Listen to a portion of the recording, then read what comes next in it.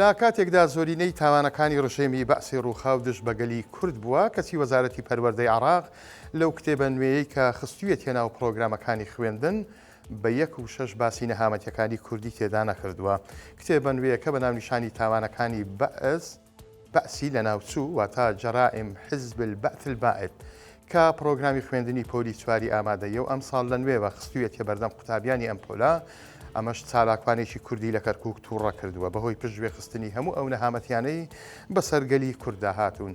کاروان شەهید عەدۆ کوڕە شەهید و چالاکوانێکی دیاری بواری ئەنفال و جینۆسایدە بە 1964 ورد کتێبەکەی بینیوە و خوێندوویەتەوە لە 96 لاپەڕە پێکاتوە جێگەی داخە کە تەنیا لە یەک لاپەڕەدا زۆر بە کورتی باس لە ڕاپەڕینی ساڵی 1991 کراوە و هیچ ئاماژەیەکی شایستە بەو کارەسات و نەهامەتیانەش نەکراوە کە بە درێژایی مێژوو بە سەرگەلی کووردا هاتووە. بە قسەی کاروان کتێبەکە زۆرتر جەختی لەسەر ئەو تاوانانە کردوێتەوە کە بەرامبەر بە پێکهاتەی شیعە ئەنجام دراون، بەڵام دەڵێت قوربانیەکانی کوردیش هیچی لەوان کەمتر نییە بەڵکو زیاتریشە.